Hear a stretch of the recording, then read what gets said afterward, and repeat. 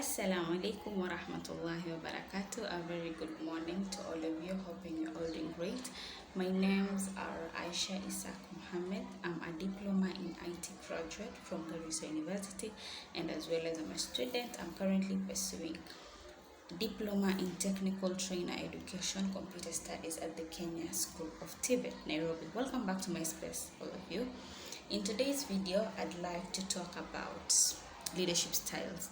What are the various types of leadership styles that we do have or that we do know, and what are the advantages and disadvantages of each leadership style that we have? When you talk about leadership, what comes into your mind? Okay, first of all, what is leadership? Okay, leadership refers to the art of motivating a group of people to act towards achieving an objective. What are the leadership styles and what is leadership style?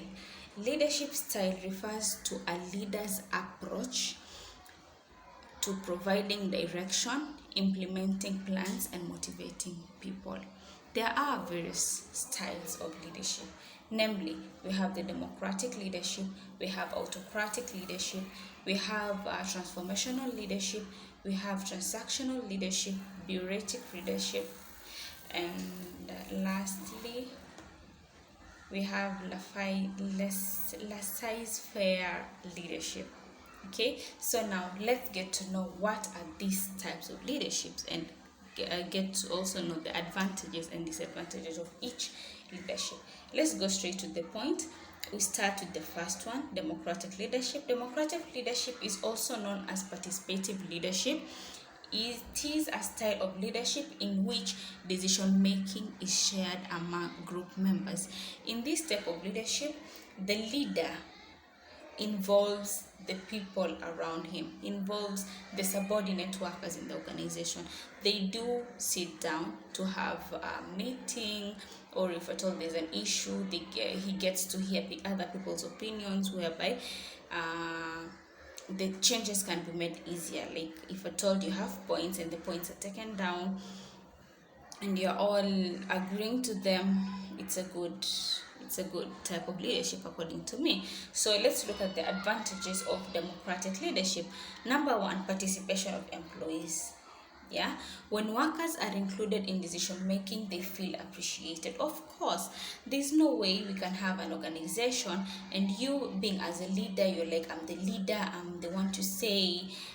It's not supposed to be that way. Involve them in decision making. They feel appreciated. They're like, oh, my opinion is being felt, my opinion is being heard, and it's being considered. That's a good advantage. We have another advantage. We have increased participation has potential to boost morale and increase job satisfaction. If these workers feel appreciated, the job is going to be done well to your satisfaction, because they'll be like, our leader listens to us. If we have opinions, if we have suggestions, he gets to listen to them and take notes of them.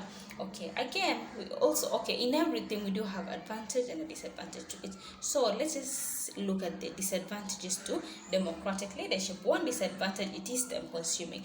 Due to the involvement of stakeholders, decision making may take longer than expected. That is very true. If at all there is an issue that is supposed to be discussed, or maybe there's an upgrade of a certain software in the company, so the leader has to call people for meeting.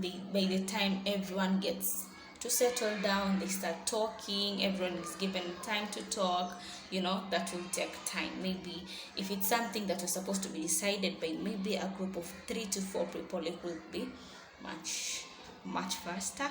But if at all the whole organization needs to get involved to it, it will take time, definitely. Number 2, we have possibility of conflict. Arguments and disputes can result from differences in viewpoints. That's very true. For instance, we're in an organization and we have a leader. Then the leader comes, we are seated in a meeting and everyone is supposed to give his or her opinion. I give out my opinion, then someone else gives out the opinion too.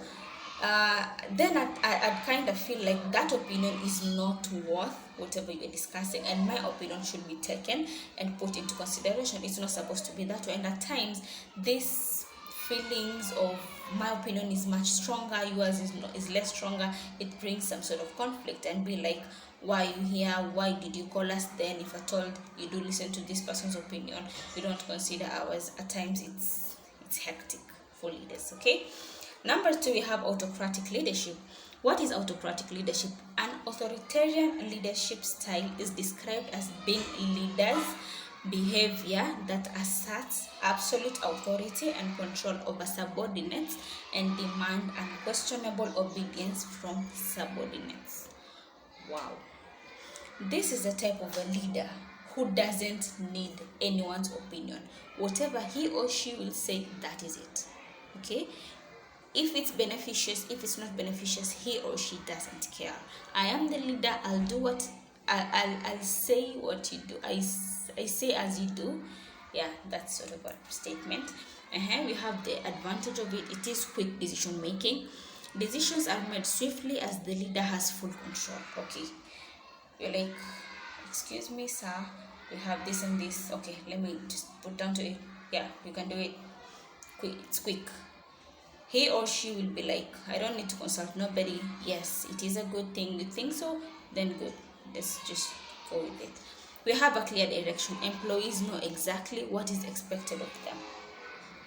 And this type of leadership, if at all you know the type of leader you have in an organization, he or she doesn't want opinions, doesn't want to be told what to do, doesn't want to be corrected in any sort of way.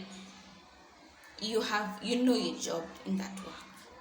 And the fact that you are not supposed to be reminded of what you're supposed to do, meaning you're supposed to be on the correct line of work.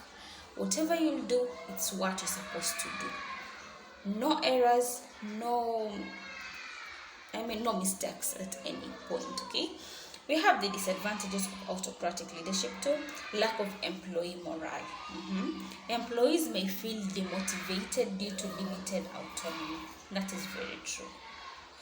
For instance, there is an issue to be discussed, or rather there is an issue disturbing most workers in an organization, and the type of leader that is there doesn't want to be told anything.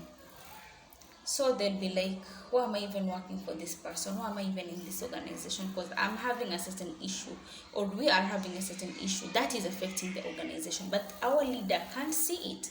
So they feel demotivated. There are those that will resign, and they'll be like, you know what, I don't think this is the right place for me to be, and that is very bad. Okay, you have another disadvantage: creativity stifled. Innovation and creativity may suffer as employees may feel discouraged from sharing ideas. That is so true. For instance, I work in the IT department, okay, and I feel like instead of workers to be coming on a daily basis and putting their signature on the gate for them to get in, I have this idea of having a biometric type of,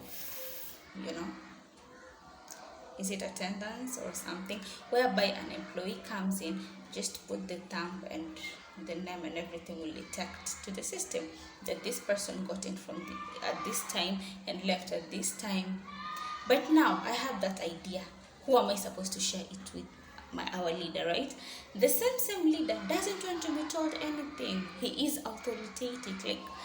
He's like, his decisions are final. Don't tell him anything, whatever. So I'll just keep the idea to myself, and we keep on signing in the gate every morning and evening. At times that is some sort of wastage of time, because you can find people have gotten there almost the same time, and it's a whole queue, because this is an organization you're talking about. So all of you queue for you to sign and get in. When you get in, you'll be told you're late. Why? And as well as that time, or maybe someone comes later, but it's because you're just signing keeps the wrong time. And who should be asked? Like, how will you know, like, this is the exact person someone got in? So it is so disadvantageous. Sorry. The third type of leadership, we have transformational leadership. It is defined as leadership approach that causes change in individuals and social systems. Okay, let's look at the advantages to that. Motivates staff to perform at their highest levels. Leaders inspire and motivate their team members. That is so true. Transformational leadership, it comes from the word transform. We want to transform this organization from the way it was to a certain level that we think it's better. So with this type of leadership, it motivates the staff to perform at their highest level. Okay, leaders inspire and motivate their team members. We have a second advantage, which is promote growth. Motivates staff members professional and personal development. Okay, it does promote growth, whereby if you have an opinion, it is hard. If you have some suggestion or some sort of transforming something that is kind of healthy, why not? You'll be given a chance to give a try. Okay, no one is perfect, definitely. I have this idea, I talk about it, we try it, all of us. It works, it's good for us. It doesn't, we try again tomorrow, right? That's great. So let's look at the disadvantages part of transformational leadership. We have dependency on the leader. In the event that the leader departs, there can be avoid inspiration and guidance. Okay, for that, I think it's of course it is disadvantageous, because the leader is the one who comes up with that decision, right? And asks the organization, like, I've got this idea, what do you guys think? Now if the leader is not there, who gives the ideas? Nobody. So it is disadvantageous. Another thing, we have unrealistic expectations. Persistently demanding change may result in resistance and burnout. There are times where this leader can come with a lot of pressure and be like, I gave you this idea, you're supposed to have hard worked on it, so why is there no change yet? With that, people will be like, you're still brainstorming, you're still discussing about it and everything, so why should we, like, you are pressuring us much? And the leader will be like, you can't argue with me. So there are those who will be like, okay, we just resist it just for you to have the answer.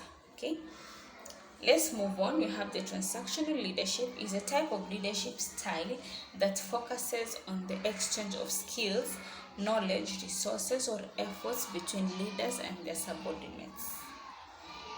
This is the type of leadership style that focuses on the exchange of skills, knowledge, resources, or efforts between leaders and their subordinates. Okay, so this is a free type of leadership, whereby me as a leader, I have a certain skill, my subordinate worker has a certain skill, so we do exchange the views. And like, my skill is to do ABCD, the other skill is this. So if we take these two skills and put them together, what can it make? What change can it cause to the organization? We also exchange knowledge. Okay, resources or efforts between leaders. Resources are being exchanged, and the efforts towards working towards the organizational goal. One advantage to that, it has clear expectations. Workers are aware of the consequences and rewards that are expected of them. That is so true. If at all you tell us you have a skill, I'll listen to you and like, okay, continue. What skill do you have? What impact do you think it can bring? What is the disadvantage kind of type of it? If we take it, what are the consequences towards it? And if we have it, what are the rewards that you're going to gain in the near future when having this sort of skill in an organization? Number 2, we have preserve order by giving the organization stability and structure. Okay, in this scenario, everything will be peaceful, everyone's opinion is heard, everyone's with that, it causes stability of the organization and structure. Okay, what are the disadvantages to it? We have limited creativity. It is more concerned with upholding the status quo than encouraging innovation. Okay, I think to some extent, yes, because I have a certain skill, will only dwell in that skill because I've given the advantages to it, I've given the reward that you can gain, I've given the consequences and everything. So we'll be like, let's just sit down and first pilot this type of skill. Like, let's do it, let's see to the end. We can't have various types of skills that we can uphold and what can I say? Sorry.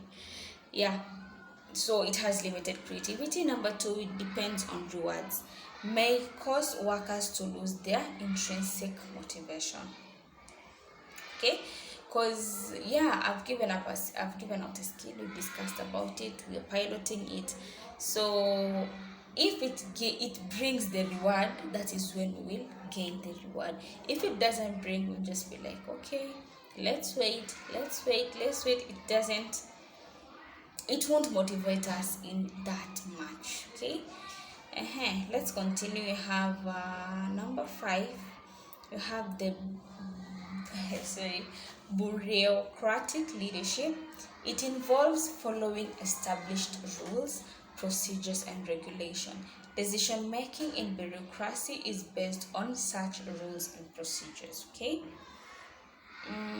this type of leadership, it is kind of straightforward, because you get into an organization, you're given a job today, you're told this is the hierarchy. If at all you have a certain issue, you can't just go straight to the CEO of the organization. No, it's not supposed to be.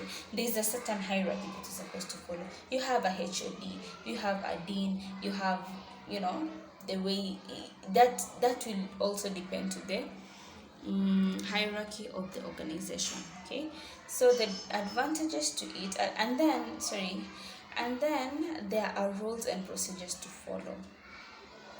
Despite the hierarchy being there are rules.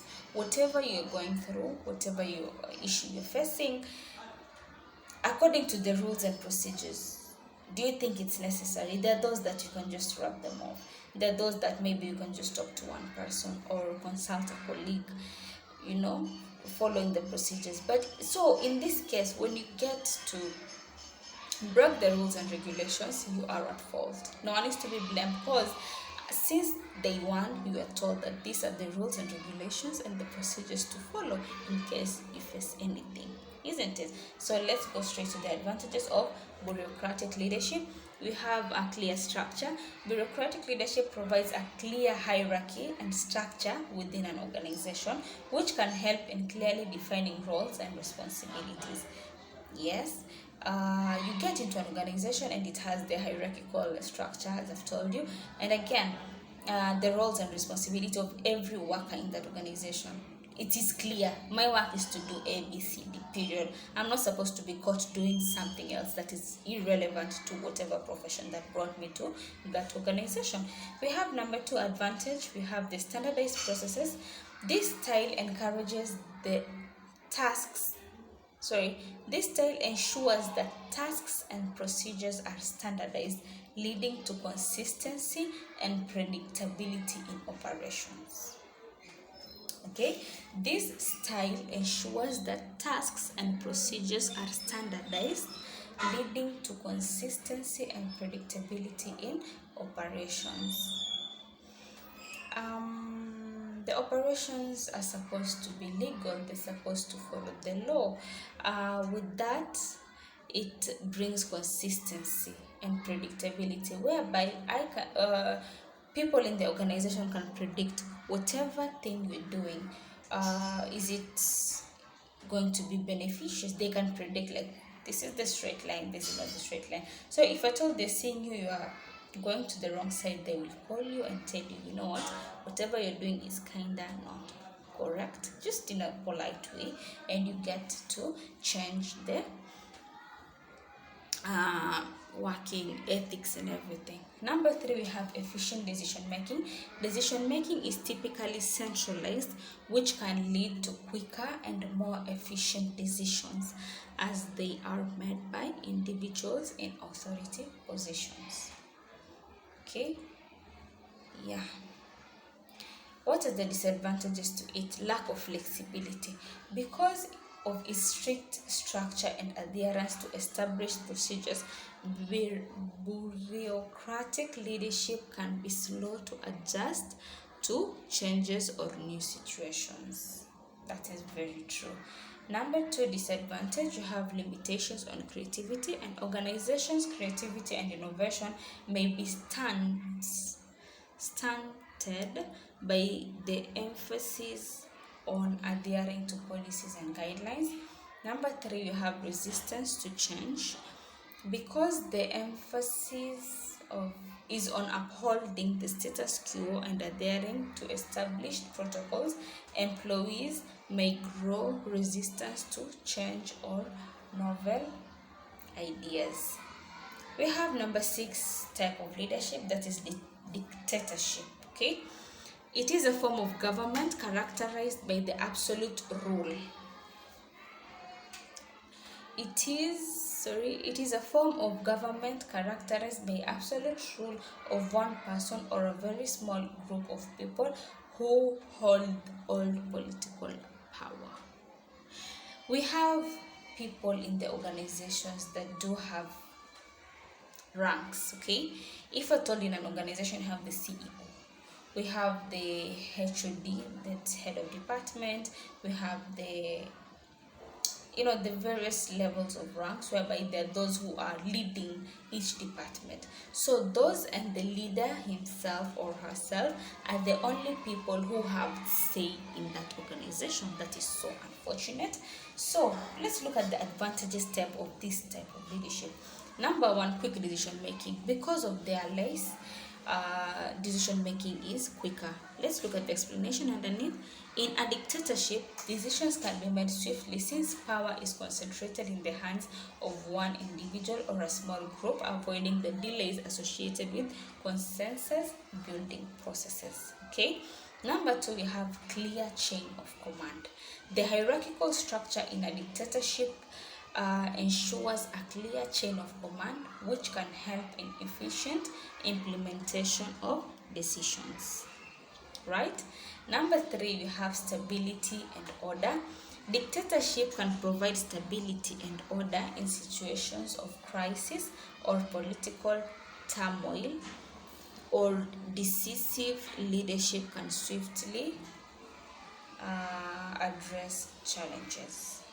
Okay, if at all it has been discussed by a few people, and amongst the few people there are those who will give certain opinions. So if at all there's an opinion that one gave and it didn't work, it's easy for them to rectify and know who gave that opinion, and maybe later on call that person and say, you gave this type of opinion, what support whatever opinion you gave us, what could be the advantage to it, what could be the disadvantage to it, and if at all we follow your opinion and something bad happens, what can we do for it to have a backup plan or something.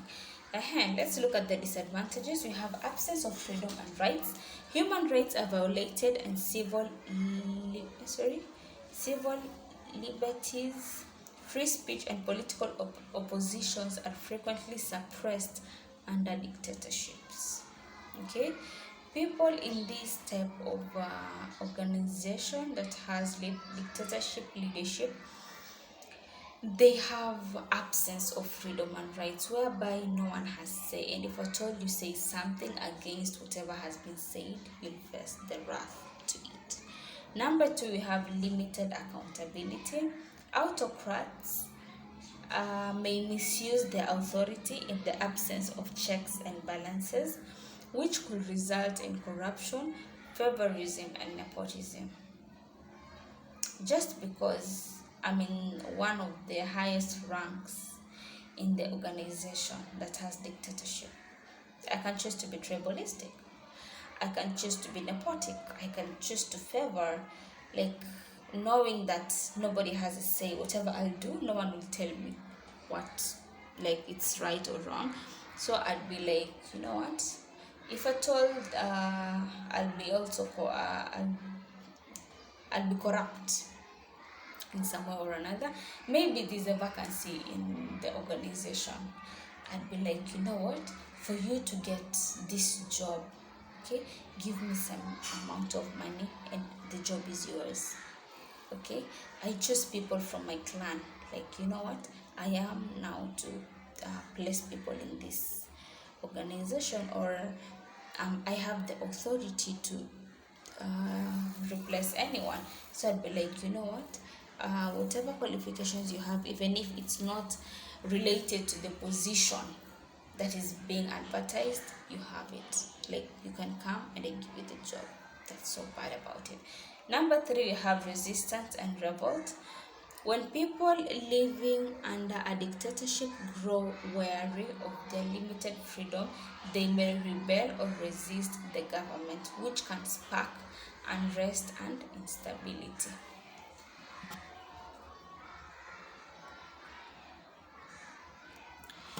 Yeah, sorry about that. We was talking about resistance and revolt. Lack of innovation and creativity. Dictatorship stifles innovation and creativity within society by discouraging decent and independent thoughts. That is all for now. I hope you'll have an interactive type of session, and if at all there's something you haven't understood, please comment down below for further clarification. I'd like to interact with you guys in the comment section too. Kindly comment and tell me